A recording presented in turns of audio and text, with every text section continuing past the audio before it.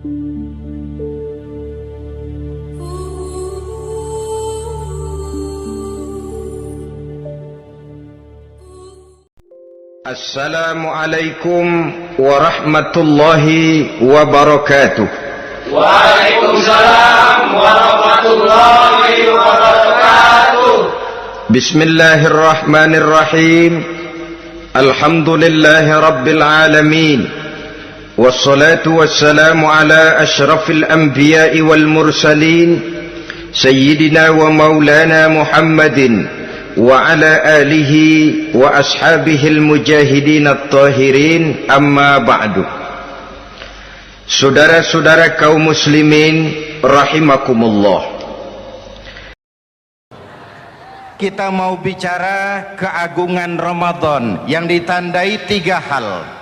Pertama, Ramadan dipilih oleh Allah menjadi bulan tempat di mana pertama kali diturunkan Al-Quranul Karim, kitab suci kita, imam kita, pedoman utama dalam melaksanakan berbagai kegiatan hidup. Pertama, ia berisi akidah yang tujuannya menyelamatkan manusia dari ketergantungan kepada benda, menyelamatkan manusia dari kemusyrikan, baik syirik yang jali maupun syirik yang khafi. Syirik jali itu syirik terang-terangan, nyata-nyata menyembah berhala, nyata-nyata meyakini Tuhan lebih dari satu. Kalau gitu insya Allah kita aman. Tapi ada syirik khafi, syirik yang tersembunyi, menjadikan yang selain Allah sebagai tujuan akhir dari seluruh kegiatan hidup. Itu syirik khafi. Saya sejak pakai cincin ini rezeki lancar. Cincin. Saya sejak pakai gesper ini, jangan anak gadis, nenek-nenek ngelihat saya lemes. Gesper.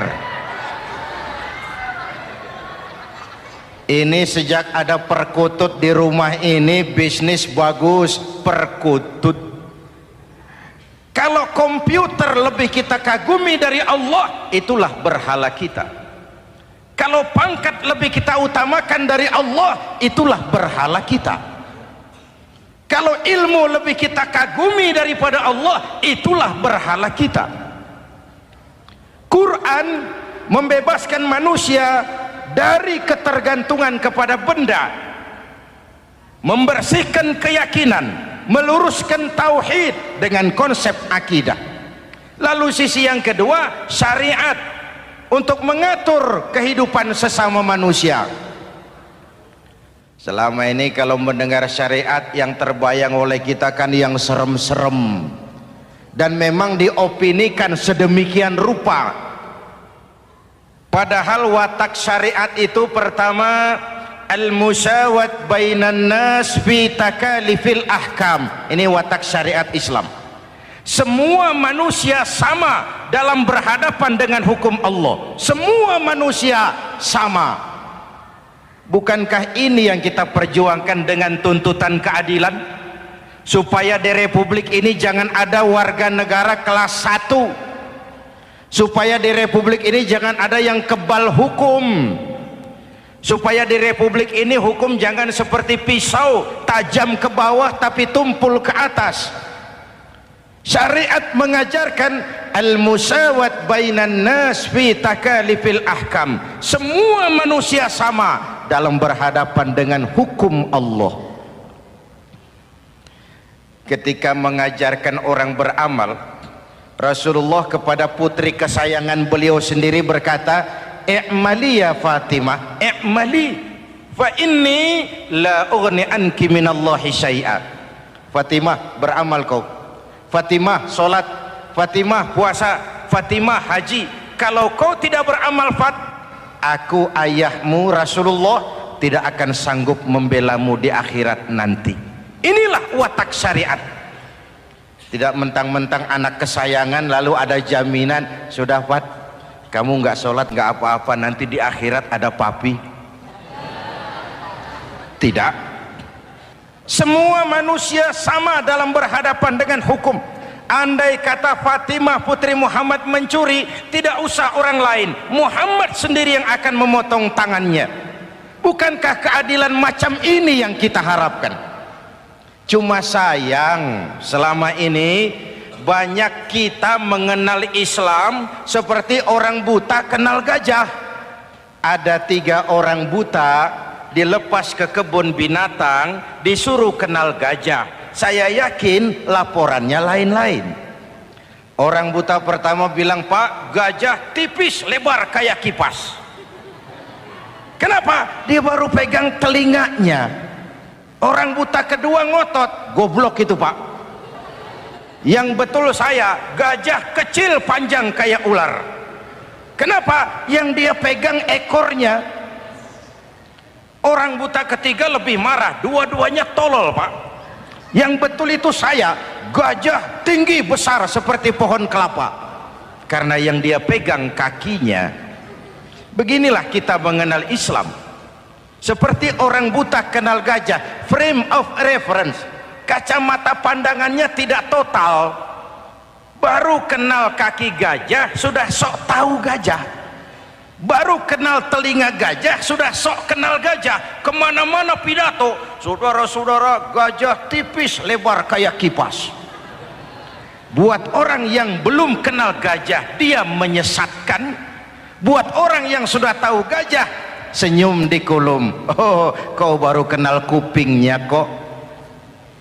Begitulah kadang-kadang kita baca Quran, ayatnya yang keras, kesannya Islam itu sangar, Islam itu sadis, Islam itu perang.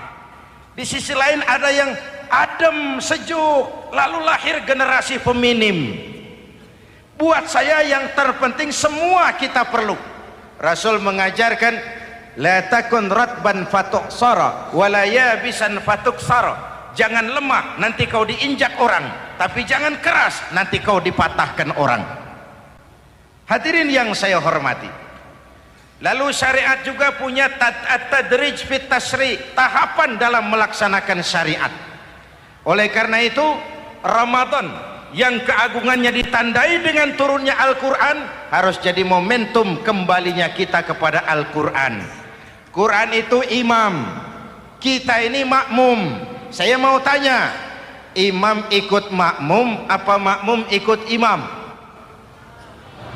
Makmum ikut imam apa imam ikut makmum? Makmum ikut imam. Kalau Quran imam dan kita makmum, kita ikut Quran, jangan Quran diminta ikut kita. Imam ruku, kita ruku, imam sujud, kita sujud, imam i'tidal, kita i'tidal. Ke barat kata Quran, ke barat kita berangkat, ke timur kata Quran, ke timur kita menuju. Halal kata Quran, ambil, haram menurut Quran, tinggalkan. Kalau dia imam dan kita adalah makmum, mari berimam kepada Al-Quranul Karim. Yang kedua, keagungan Ramadan ditandai dengan perintah melaksanakan ibadah puasa. Para ulama menyebut puasa itu ibadah sirriyah, ibadah rahasia, ibadah abstrak, tidak ada unsur sugesti. Kalau kita sholat, orang lihat. Kita sodakoh, orang tahu. Kita pergi haji, satu kampung nganter. Kita puasa, cuma kita dan Allah. Pura-pura sholat, ketahuan Pak. Pura-pura sodakoh, nggak bisa dong, apa yang disedekahin. Pura-pura haji, kemana perginya? Tapi pura-pura puasa, gampang. Keluar rumah, bibir lap yang kering, jalan lemesin dikit, ada angin miring, lemes amat puasa. Sirriyah, abstrak. Ibadah lain bisa dinilai, wah itu teman kita sodakohnya berani ya. Kok tahu kamu? Kelihatan dari jumlahnya. Itu sholatnya khusyuk ya. Kok ngerti kamu? Kelihatan dari geraknya. Tetangga sebelah itu rasa-rasanya hajinya mabrur ya. Kok ngerti kamu? Kelihatan dari tingkah lakunya setelah pulang haji. Kalau yang sebelah lagi itu haji tomat. Di Mekah tobat sampai kampung kumat.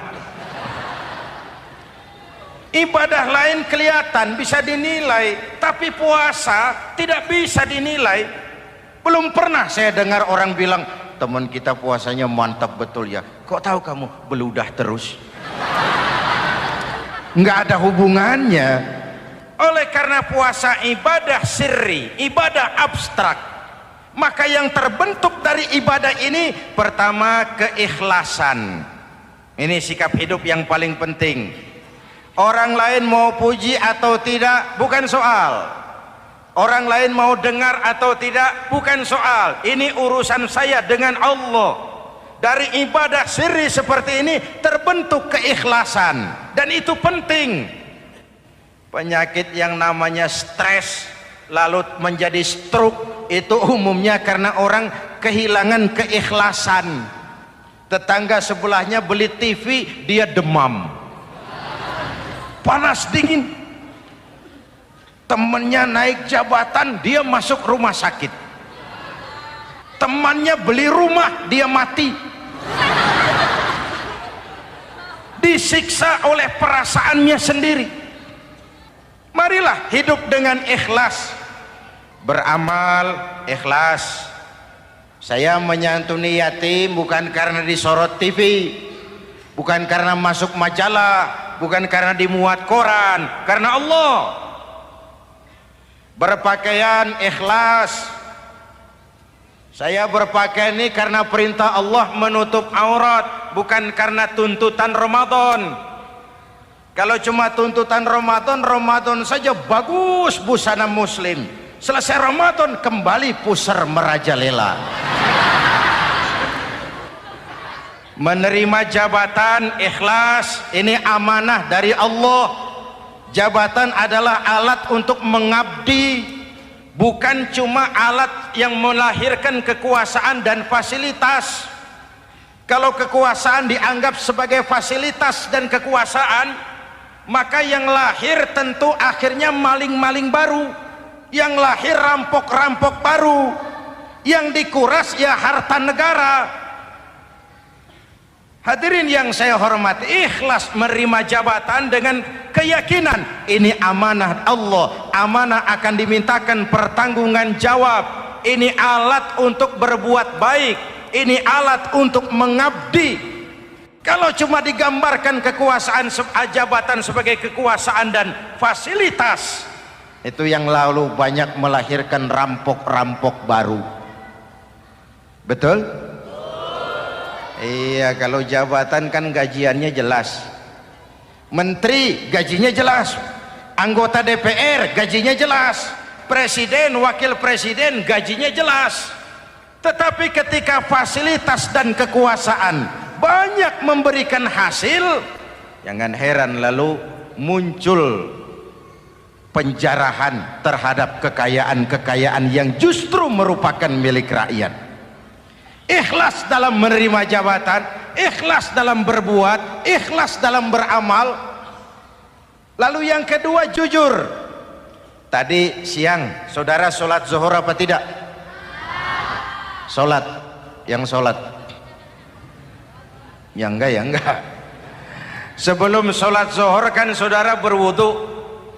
Waktu berwudu kan saudara berkemur, memasukkan air ke mulut. Umpama waktu berkemur saudara korupsi, dikit saja airnya saudara minum, jangankan hansip, jangankan satpam, jangankan polisi, teman sebelah pun tidak tahu kalau waktu berkemur kita korupsi. Kenapa kita tidak mau melakukan itu? Ada rasa malu kepada Allah. Alangkah positifnya kalau ini diterjemahkan dalam kehidupan. Sekarang kan kita berpikirnya Allah ditekan. Kamu korupsi ya? Iya, Tuhan kan tahu. Biarin, Tuhan mah tahu, nggak ribut. nggak ribut katanya. Tapi kalau orang 3 orang saja tahu, geger kantor. Bayangin, Tuhan aja ditekan, Tuhan diintimidasi, apalagi orang lain. Lahir etika otonom, daya kontrol yang paling ampuh yang muncul dari dalam jiwa kita sendiri. Keikhlasan yang dibentuk oleh pelaksanaan ibadah puasa, kejujuran yang dibentuk oleh pelaksanaan ibadah puasa, lalu kesabaran. Kata Nabi, as-siyamu junnatun, puasa itu benteng, dinding. Fa idza kana yaumus siyami ahadikum, kalau salah seorang kamu tengah berpuasa, fala yarfus, jangan berkata kotor, wala yafsuk, jangan berkata keji, wa in sabahu ahadun au qatalahu falyaqul inni shaim, inni shaim. Kalau ada orang mencaci maki dia, bahkan mengajak dia berkelahi yang menurut ukuran dia mesti menang, tapi karena puasa, maaf, saya bukan gak berani sama kamu, saya sedang puasa. Kalau mau berkelahi juga ntar aja habis buka, segeran dikit berantemnya. Inni shaim, maaf saya sedang berpuasa. Itu merupakan benteng. Orang itu kan kalau lagi puasa kondisi lapar, haus, temperamen kan tinggi, sedikit tersinggung temperatur naik, sama marah gampang. Kalau waktu begitu dia bisa sabar, ketika kenyang sudah nggak ada masalah. Sabar baik dalam taat kepada Allah, sabar dalam melaksanakan perintahnya, sabar dalam meninggalkan larangannya, dan sabar di dalam menghadapi musibah, kesulitan-kesulitan dalam kehidupan kita. Hadirin, kalau ibadah berpuasa kita baik, kita yang malam ini pasti bukan kita 20 hari yang lalu.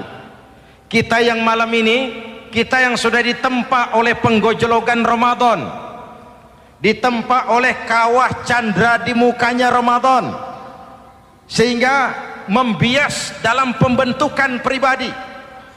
Setiap ibadah yang dikerjakan dengan benar pasti punya dampak positif dalam meluruskan moral orang yang melaksanakan ibadah itu sendiri. Jangan sampai terjebak kepada rutinitas ritual.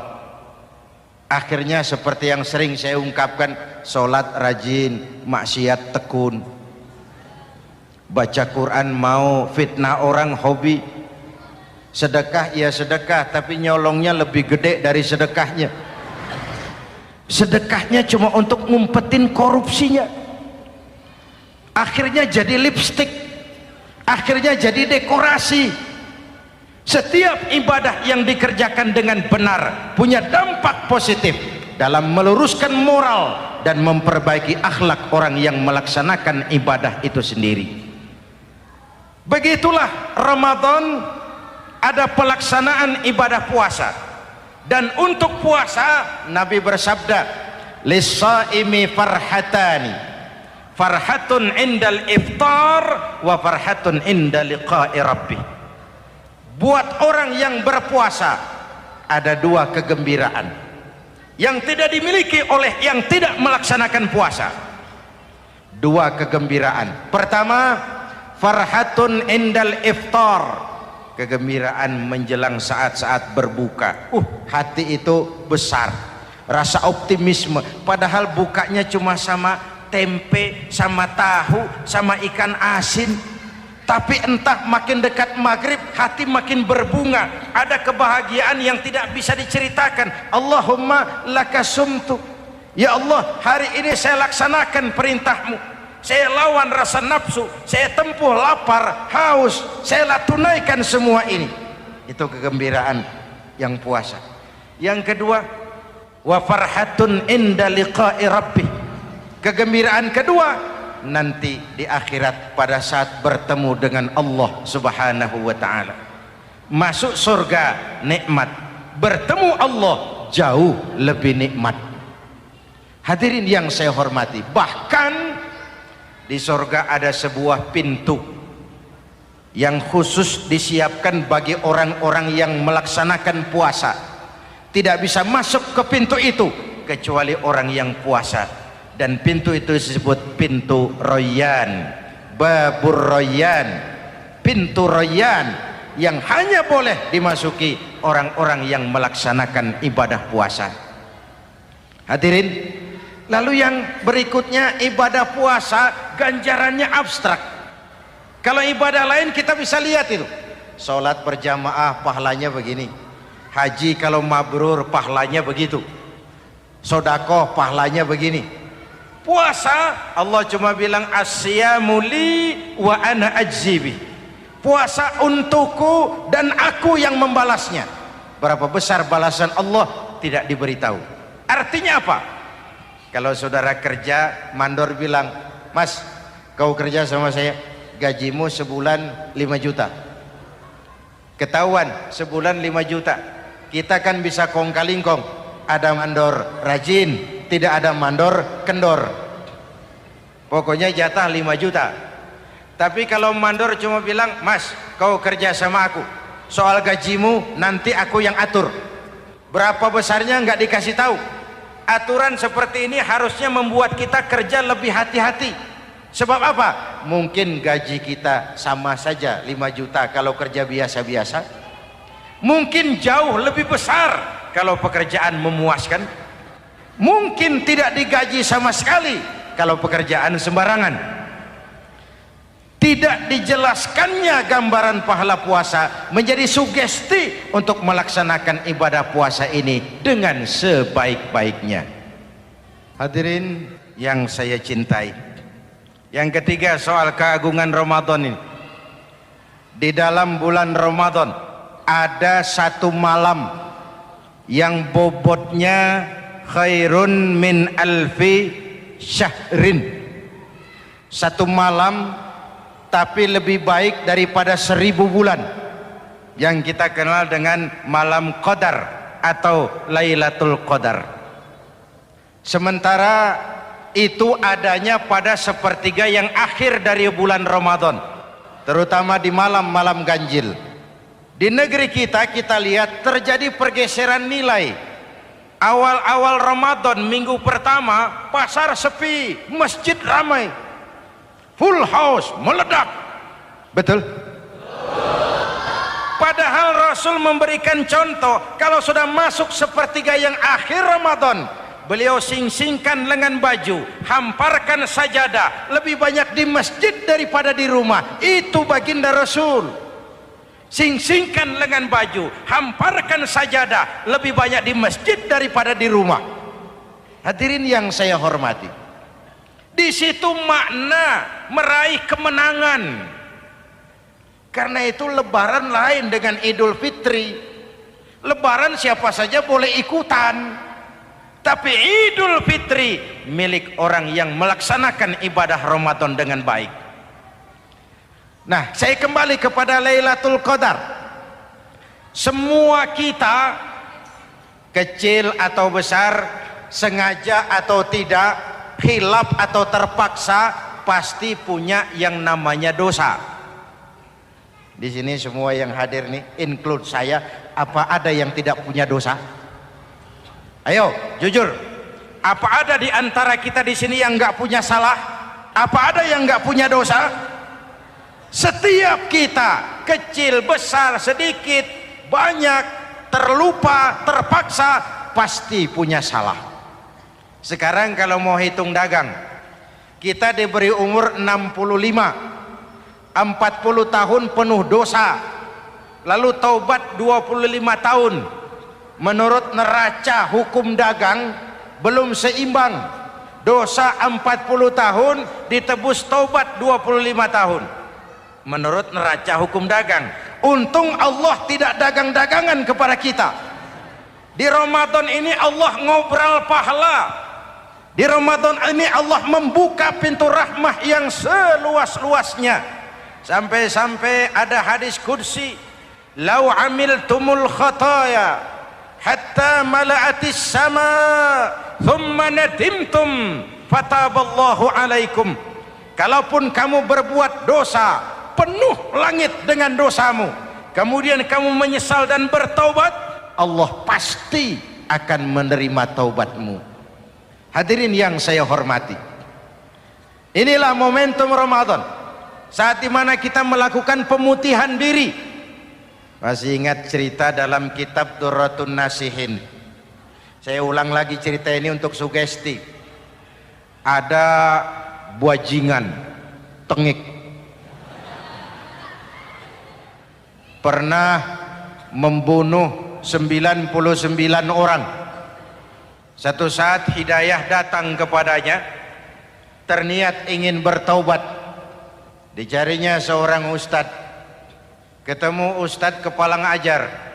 Ustadz, ya, apa? Saya mau taubat, diterima apa tidak taubat saya? Emangnya dosa kamu apa? Saya pernah membunuh 99 orang, ustadz. Ustadznya melotot. Wih, banyak amat. Enggak segampang itu nyawa hak prerogatif Allah. Cuma Allah yang berhak ngambil.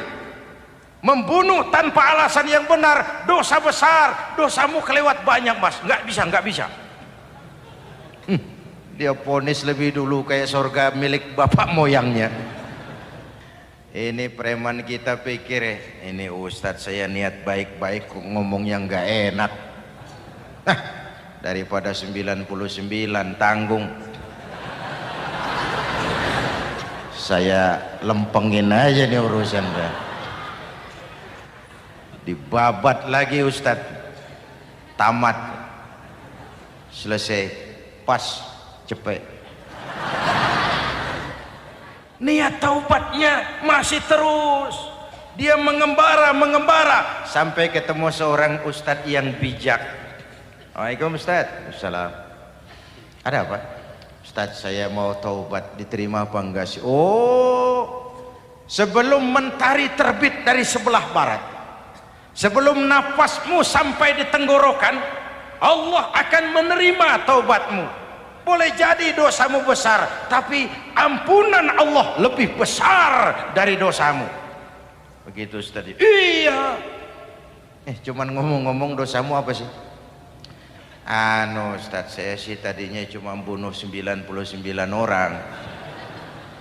Terus ada Ustaz ngomongnya nggak enak. Jadi saya cukupin 100.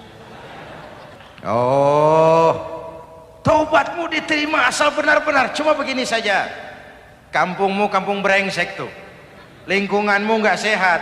Kalau kau pulang ke sana lagi, niat taubatmu bisa lentur dan luntur. Kamu pindah saja, hijrah ke kampung lain yang lebih baik. Baik Ustadz, makasih. Wah, ngepak koper, pindah. Belum sampai ke kampung yang dituju, ajal datang merenggut nyawa. Ketika ruh keluar dari jasad, ini malaikat rahmah dengan malaikat azab rebutan. Kata malaikat rahmah, ini jatah saya. Orang ini sudah taubat, tempatnya di surga. Kata malaikat azab, nanti dulu. Taubat sih taubat, 100 bagaimana urusannya? Bertengkar. Akhirnya Allah mengutus malaikat Jibril, kau adili. Kata Jibril, ukur sajalah mana yang lebih dekat, kampung yang dituju atau kampung yang ditinggalkan. Ketika diukur, kampung yang dituju lebih dekat dari kampung yang ditinggalkan. Kata Jibril, dia jatah malaikat rahmah, taubatnya diterima Allah. Nah, kalau mendengar riwayat seperti ini, jangan diartikan bahwa untuk taubat mesti membunuh 100 orang. Ini harus diartikan bagaimanapun besar dosa dan kesalahan yang kita lakukan, jangan putus asa dari rahmat Allah. Sebaliknya, bagaimanapun banyak kebaikan yang kita kerjakan, jangan puas hati dan sombong diri. Kita belum tahu akhir perjalanan hidup ini. Kita hanya berbuat dan berbuat. Kepastian itu haknya Allah. Ada yang masuk neraka karena menyiksa kucing. Ada yang masuk surga walaupun sudah membunuh 100 orang. Bahkan Kalau nanti saudara di surga ketemu orang-orang soleh, saudara nggak usah kaget, itu memang tempatnya di surga. Saudara akan kaget nanti kalau di surga ketemu pelacur. Pelacur masuk surga. Penasaran, saudara samperin, Mbak Yu. Iya Mas, sampean ada di sini, apa Allah nggak salah wesel ini? Iya Mas, saya ini ada di surga sini. Padahal waktu di dunia dulu saya ini siapa Mas tahu kan? Mas juga langganan kan waktu itu kan.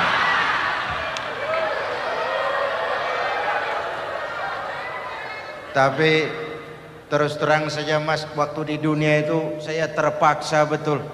Sejak lahir saya sudah yatim piatu. Sejak kecil sudah yatim piatu. Ada tetangga saya muslim sedikit kaya, tapi pelitnya 17 setan. Akhirnya demi tuntutan perut saya merantau ke kota besar. Ada yang nolong, katanya kerjanya ringan, uangnya lumayan. Apa?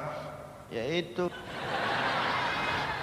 demi sesuap nasi saya lakoni. Satu malam saya lagi berangkat dagang, lewat Masjid Baitul Ihsan,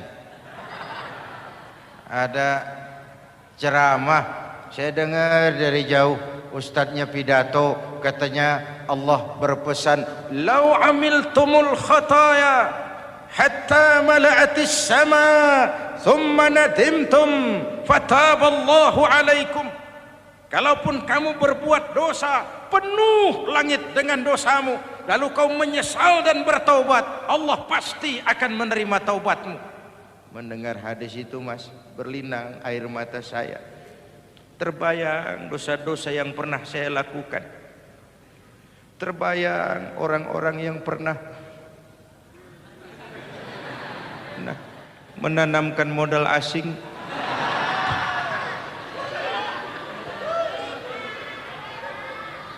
Dikala itu hidayah datang, saya niat taubat pulang kampung Mas, mudik. Lagi ngepak koper mau mudik, tamu datang, saya bilang mulai malam ini saya berhenti dagang. Taubat saya sebenar-benarnya, taubat saya diterima Allah, walaupun mampir dulu, transit dulu di tempat lain, akhirnya saya sampai juga ke sini. Inilah Ramadan. Orang baik bukan orang yang tidak pernah salah, karena tidak ada orang yang tidak pernah salah. Orang baik kalau dia berbuat salah, dia segera sadar, dijadikannya sebagai pelajaran untuk tidak diulanginya lagi di masa yang akan datang. Maka Nabi berpesan, tuba liman syaghalahu aibuhu an uyubin nas. Beruntung benar orang yang kekurangan dirinya menyebabkan dia sibuk sampai tidak sempat mencari-cari kekurangan orang lain.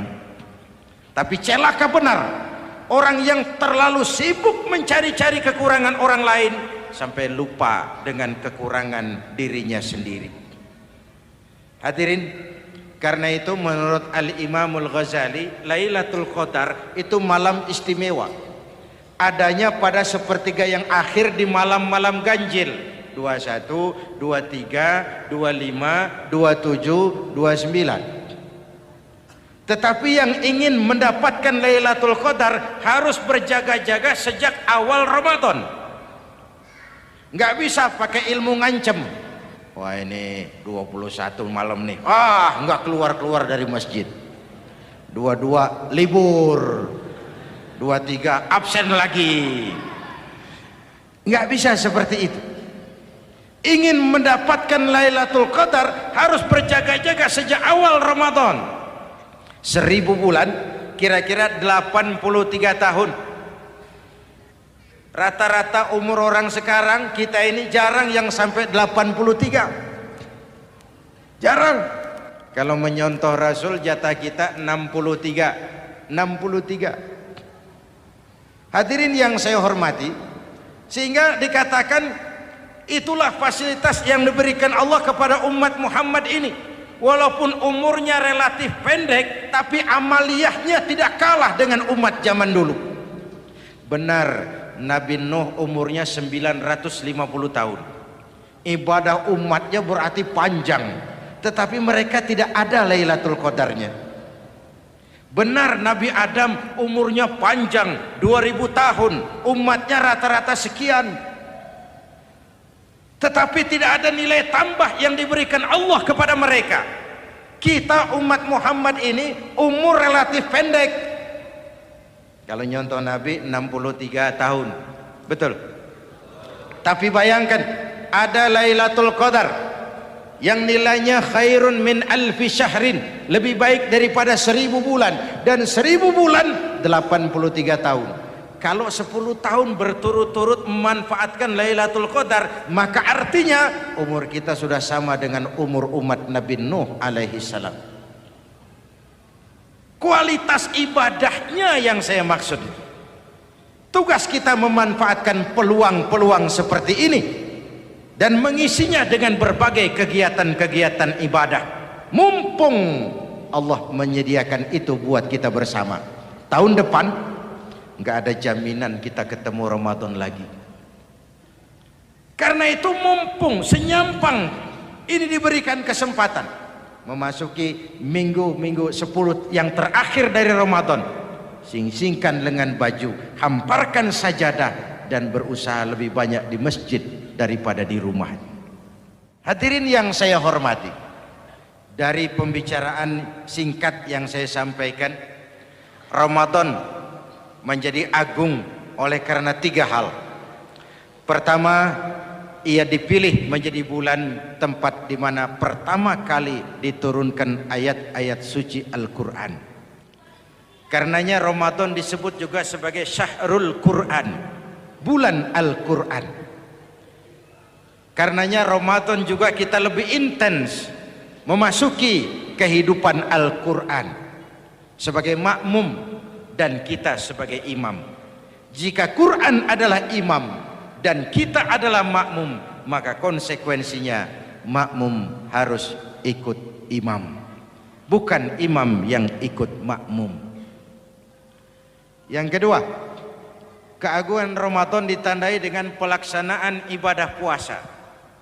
Setiap ibadah yang dikerjakan dengan benar pasti punya dampak dalam memperbaiki moral, meluruskan akhlak orang yang melaksanakan ibadah itu sendiri.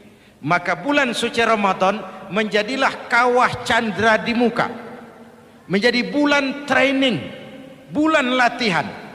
Saya sering ibaratkan Mike Tyson masuk latihan, keluar latihan, tinjunya makin hebat. Hewitt masuk latihan, keluar latihan, tenisnya makin canggih. Zinedine Zidane masuk latihan, keluar latihan, sepak bolanya makin hebat. Kalau latihan tiap hari, main kalah terus, orang kan ngomong, buat apa latihan? Kita sebulan penuh latihan supaya bulan-bulan sesudah Ramadan nanti kita jangan sampai kalah dalam permainan hidup ini. Hidup ini kan permainan. Ada yang sekarang ini main sebagai pedagang, main sebagai pejabat, main sebagai pengusaha, main sebagai seniman. Hidup ini permainan. Wa mal hadhil hayatud dunya illa lahwun wa la'ib. Ini cuma permainan. Senarionya sudah ditetapkan oleh sang sutradara Allah Azza wa Jalla. Ini permainan saja. Maka bermainlah sesuai dengan aturan main. Karena hidup memang permainan. Tapi jangan main-main. Walaupun ini permainan, bermainlah dengan benar. Jangan main-main. Kalau main-main, kalah. Sepak bola permainan, main-main kalah. Bulu tangkis permainan, main-main kalah. Hidup ini permainan, main dengan benar, main sesuai dengan aturan main, main-main kalah. Hadirin yang saya hormati, karena itu 1 bulan untuk menghadapi 11 bulan sesudahnya. Yang ketiga, ditandai keagungan Ramadan dengan ada nuzulul Quran, diberikan Allah kepada siapa saja yang dikehendakinya. Semoga ibadah yang sudah kita kerjakan kiranya diterima Allah. Yang masih akan kita kerjakan diberikan kita kekuatan zahir dan batin untuk dapat melaksanakannya dengan sebaik-baiknya. Ala hadhihi niyyah wa ila hadratin nabi. Al-Fatihah.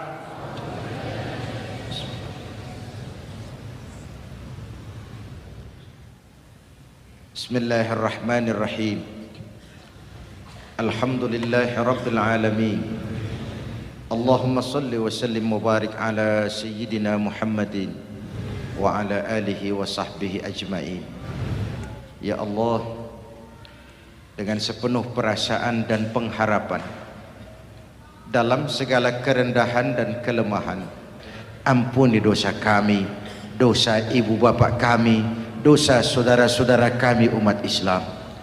Kalau selama ini lebih banyak lalai kami dari ingat kami, lebih banyak keluhan kami dari syukur kami, lebih banyak marah kami dari sabar kami, tunjuki kami jalan-Mu yang lurus, yang apabila kami berpijak di atasnya tidaklah kami akan tersesat buat selamanya.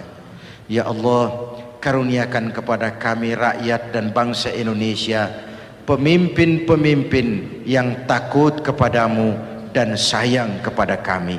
Berikan mereka kekuatan zahir dan batin untuk dapat membawa kami rakyat dan bangsa Indonesia menapak menuju hari esok yang lebih pasti dan lebih baik.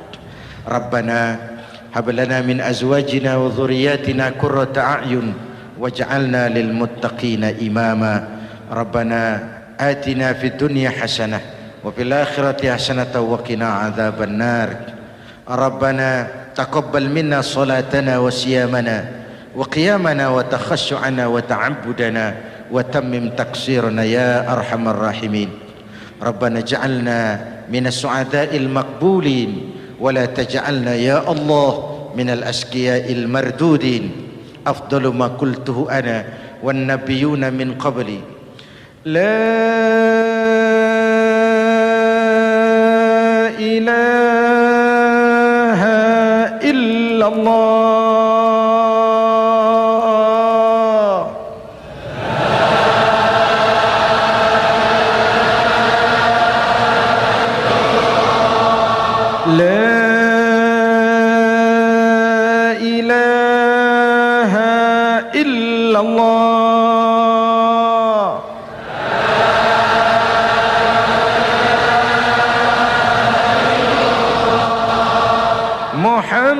Muhammadur Rasulullah.